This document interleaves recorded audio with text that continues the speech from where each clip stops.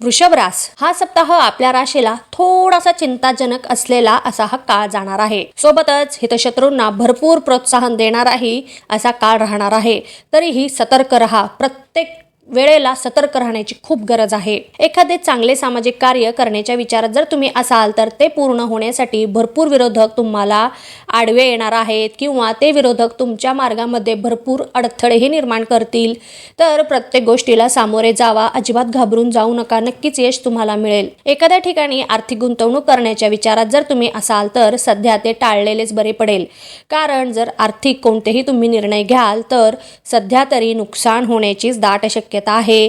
एखादी डील चांगली असली तरीही शक्यतो सध्या तरी हे टाळा किंवा पोस्टपोन करा. आत्ताच्या काळी काही करू नका आर्थिक व्यवहार. आपलं मन शांत आणि प्रसन्न असणार आहे. त्यामुळे कोणतेही महत्त्वपूर्ण निर्णय असतील ते योग्य विचारानेच घ्याल. सोबतच एखाद्या बाबतीमध्ये काही अडचणी जरी आल्या तरी तेही आपल्या वरिष्ठांशी चर्चा करून पूर्णपणे सोडवण्याची तुम्ही प्रयत्न कराल. सध्याचा काळ हा स्वतःवर विश्वास ठेवण्याचा आहे. उगीचच एखाद्याने काही सांगितलेले असेल तर त्यांच्यावर पूर्णपणे अवलंबून कधीच राहू नका.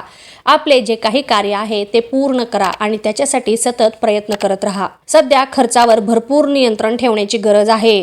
नाहीतर आर्थिक संकटांना सामोरे जावे लागेल. त्यामुळे गरज असेल तेथेच पैसे खर्च करा. सणाचा महिना आहे, सणाचा सप्ताह आहे तर खर्चाचा तुम्हाला अजिबात अंदाज येणार नाही. आपण असेच खर्च करत राहणार.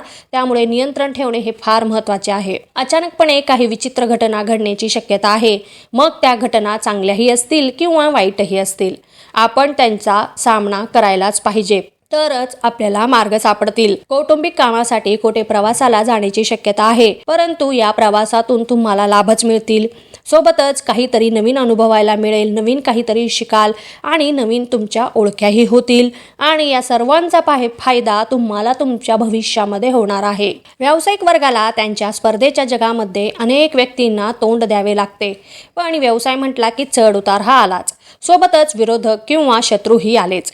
सध्या यांचा आपल्याला त्रास होण्याची जास्त शक्यता आहे. तरी काहीही निर्णय घ्यायचे असतील तर ते योग्य विचारानेच घ्या. उगीचच कोणाशीही वाद करत बसू नका.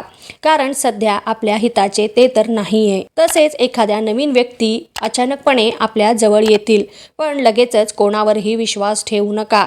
कारण फसले जाण्याची दाट शक्यता आहे. म्हणजेच व्यावसायिकदृष्ट्या तुम्हाला सध्या तरी फार सतर्क राहावे लागणार आहे. कारण कधी कुठून कशा प्रकारे संकट येईल हे कोणालाच माहिती नसणार आहे. प्रत्येक निर्णय विचारानेच घ्या. तरुण वर्गाला त्यांचा नवीन सुरू केलेल्या कामामध्ये यश मिळवण्यासाठी अक्षरशः जीवाचा आटापिटा करावा लागेल. भरपूर प्रयत्न करावे लागतील तुम्हाला. तरीही अजिबात घाबरून जाऊ नका. नोकरी करणाऱ्यांना त्यांच्या कामाच्या ठिकाणी प्रतिकूल गोष्टींना सामोरे जावे लागेल. त्यांच्या वरिष्ठांकडून भरपूर ऐकून घ्यावे लागेल आणि त्यांच्यासाठी चुका आपण केलेलाच नाही त्यासाठी तुम्हाला ऐकून घ्यावे लागेल. तरी हरकत नाही. थोडंसं धीराने संयमाने जर घेतलं तर हा पण काळ निघून जाईल. उगीचच आपण त्यांच्याशी एखादा मतभेदावर वाद करून आपल्याला काही लाभ मिळणार नाहीये.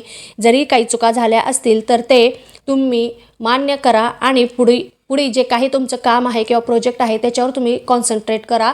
ह्या गोष्टी मनाला धरून बसू नका किंवा मनात साठवून बसू नका. कारण याच्यामुळे तुमचा मानसिक संतुलन म्हणा किंवा मानसिक अशांती निर्माण होण्याची शक्यता आहे. त्यामुळे हे सगळं जर टाळायचं असेल तर अजिबातच मनाला लावून घेऊ नका कोणतीच गोष्ट. महिला वर्गालाही थोड्याशा त्रासाला सामोरे जावे लागेल. घरामध्ये काही वाद होतील.